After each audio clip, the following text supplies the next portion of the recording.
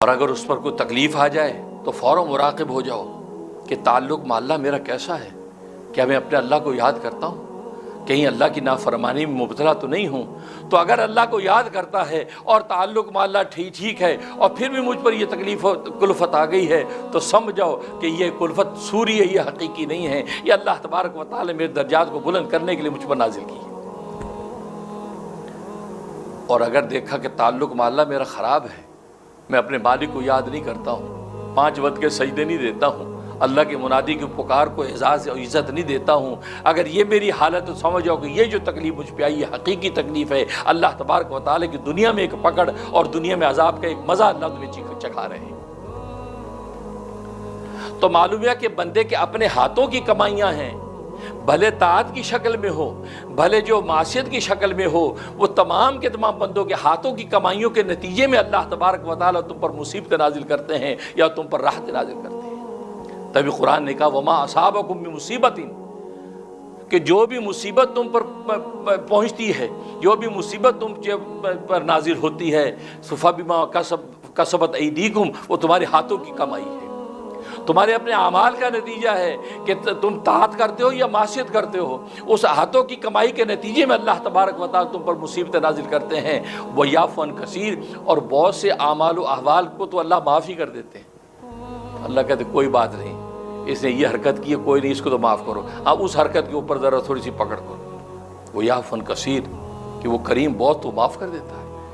تو معلوم ہے کہ دنیا میں مصیبتیں ہوں یا راحتیں ہوں تو بنیاد وہی ہے کہ اللہ تبارک و تعالیٰ کی طرف سے نازل ہو رہی ہے۔ اب یہاں ایک سوال پیدا ہوتا ہے، سوال یہ پیدا ہوتا ہے کہ جب ہماری ہر طاعت اللہ کی شان کے اعتبار سے چھوٹی ہے اور ہماری جو ہر معصیت اللہ کی شان کے اعتبار سے بہت بڑی ہے، تو گویا کہ انسان سراپا عاجز ہے کہ اپنی بڑی سے بڑی طاعت بھی اگر کر لے تو اللہ کے ہاں اس طاعت کی کوئی حقیقت نہیں، اللہ کی شان کے اعتبار سے چھوٹی بات ہے۔ اور یہ اگر چھوٹی سی بھی کوئی معصیت کر لے تو اللہ کی شان عظمت کے اعتبار سے بہت بڑی ہے۔ تو سراپا فسق، ایک طرف سراپا عجز ہے، دوسری طرف سراپا فسق ہے۔ تو یہ سراپا عجز سراپا فسق کا یہ انسان کہ بڑی طاعت بھی اس کی چھوٹی ہے اور چھوٹی معصیت بھی اس کی بڑی ہے، تو اللہ تبارک و تعالیٰ کا قرب کیسے پائے گا؟ یہ تو ساری زندگی بھی لگا رہے تو کوئی طاعت ہے نہیں جو اتنی بڑی ہو کہ اللہ کے یہاں مقبول ہو جائے، کوئی معصیت ہے نہیں ایسی چھوٹی کہ ہر معصیت سے بچ پائے، کوئی نہ کوئی معصیت ہو ہی جاتی ہے اس سے، کوئی نہ کوئی خطا اس سے ہو ہی جاتی ہے، تو آخر یہ کیسے اللہ کا قرب پائے گا؟ اللہ اکبر۔ اہل دل نے بڑا خوبصورت جواب دیا ہے، فرمایا اس کا طریقہ ہے، بڑا آسان طریقہ ہے، اس کا آسان طریقہ کیا؟ استغفار اور ندامت۔ استغفار اور ندامت اس کی بنیاد ہے کہ بڑی سے بڑی بھی طاعت اگر کر لی تو سمجھ جائے کہ یا اللہ مجھے معاف کر دے، تیری شان عظمت کے حساب سے میں تیری شان میں ایسی طاعت پیش ہی نہیں کر سکا، یہ میری طاعت کی کیا حقیقت ہے، تیری عظمت و احسانات تو اتنے ہیں، میری طاعت کچھ بھی نہیں ہے، میں اپنی اس طاعت پر استغفار کرتا ہوں، مجھے معاف کر دے۔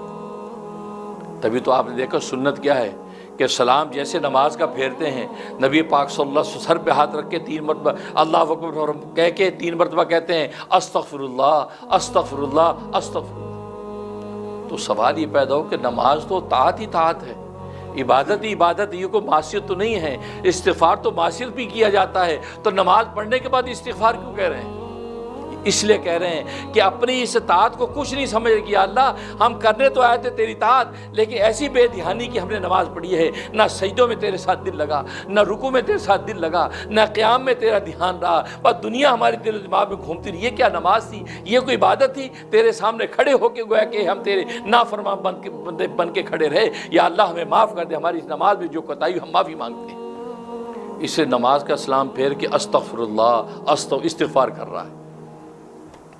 بس یہ استغفار اور ندامت اللہ کو پسند آتی ہے، جب بڑی سی بڑی طاعت کر کے اللہ کے سامنے انسان شرمندہ ہوتا ہے، یا اللہ آپ کی شان کے حساب سے میں پیش نہیں کر سکا، اللہ اسے ندامت پر آپ کی چھوٹی طاعت کو بڑا کر دیتے۔ اس سے تو لکھا ہے نا، ایک شخص 10 مرتبہ سبحان اللہ صدق دل سے کہہ دے۔ صدق دل کا مطلب یہی ہے، پوری ندامت کے ساتھ، پوری چاہت کے ساتھ، پوری اخلاص کے ساتھ کہ اللہ کے سوا مجھے کچھ نہیں چاہیے، میں اللہ کو راضی کرنے کے لیے سبحان اللہ کہہ رہا ہوں، پورا 10 مرتبہ سبحان اللہ سبحان اللہ سبحان اللہ 10 مرتبہ صدق دل سے کہہ دیتا ہے تو اللہ تبارک و تعالیٰ اس کے سارے گناہ معاف کر دیتے ہیں، بھلے وہ سمندر کے جھاگ کے برابر کیوں نہ ہوں، سمندر کے جھاگ کے برابر گناہ ہوں، اور 10 مرتبہ سبحان اللہ نے صدق دل سے کہہ دیا، اسے ندامت کے ساتھ کہہ دیا کہ یا اللہ تیری شان تو بہت اونچی ہے، کوشش کر رہا ہوں الفاظ تو پیش کر دوں، اس کی حقیقت میں تیرے سامنے پیش نہیں کر سکتا۔ اس ندامت پر اللہ تبارک و تعالیٰ وہ جو